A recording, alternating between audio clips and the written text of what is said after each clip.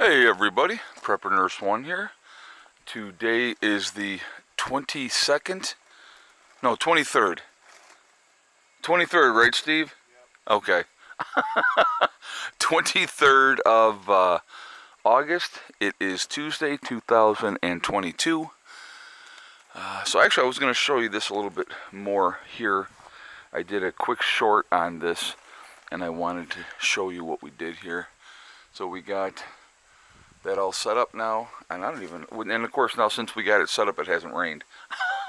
But we had a little shower, but that was it, nothing major. So we'll see how this goes, but we'll obviously be getting more rain and we'll work on that and deal with it as we go. But so that's the setup for right now, and it may not be super fancy, but it will work. Anyway, so I wanted to talk about this topic because it is amazing to me. So this whole green garbage that has been going on here, in the United States, and we need to do this and we need to do that, So one of the examples that and this is, they're talking about, not being able to meet the demand of, the power demands of people and stuff like that, and there was possibility of rolling blackouts and brownouts and all that type of thing. So one of the questions that I have with that, how do you propose charging up all these electric cars that you anticipate that people will be using to get around? The other problem with that is in the Northeast, as anybody that's lived in the Northeast knows, we have major snowstorms that come through there.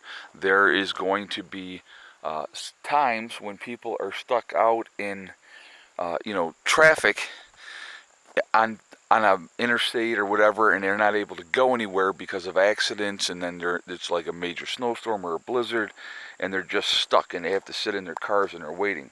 Well, if you have an electric car that's going to only basically hold a charge for, a short period of time, you're going to be in big trouble really, really quickly with that. So I think that's another thing that needs to be thought about. I mean, in the concept of things, does it look nice and does it sound pretty? Sure, okay. But in reality, it's not realistic until they have things really, truly squared away. So, if you want to have an electric vehicle, knock yourselves out. I have no problem with you wanting to do it.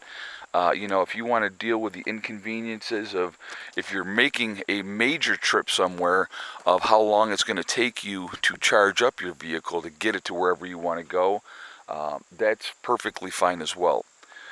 So here's a problem that I have with this whole green concept, okay? And this is one of the things, and I talked about this a little bit the other day, and I'm going to use a great example of why I have an issue with this. The United States is supposed to make this major sacrifice.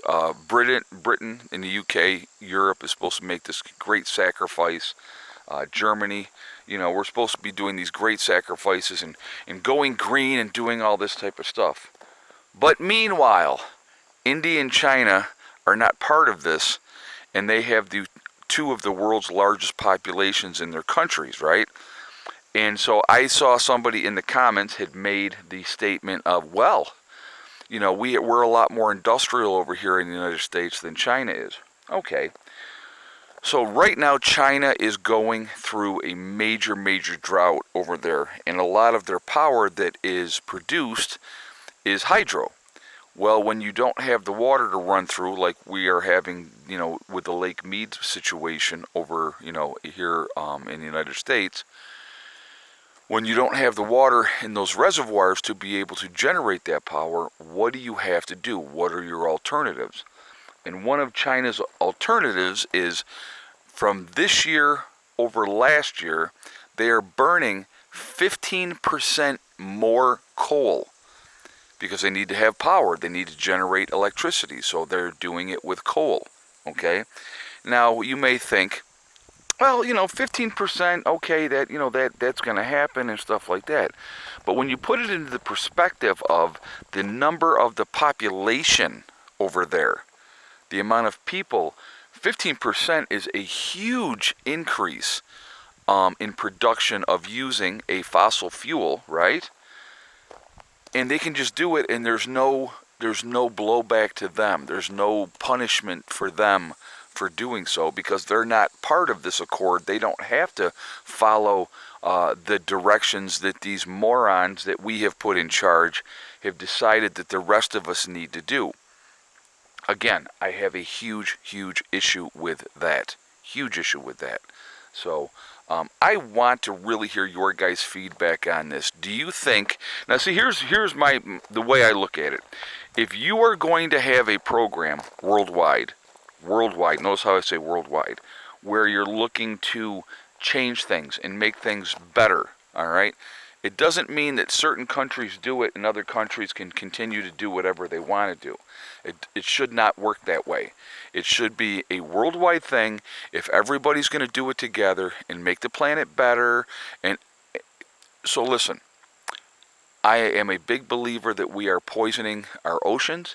I'm a big believer we're poisoning our rivers and stuff like that, because we continue to allow major companies to do whatever they want to do. That is a problem. So something should be done about that. But we're not talking about punishing major companies. That's not what they're talking about with the green energy crap. It punishes us, the average everyday citizen. So again, I would like to hear your guys' feedback on this. I would like to hear what you guys have to say, what you think. Is this the way it should go? Is this a fair way to do things? And those type of things. So I definitely would like to hear that feedback. All right.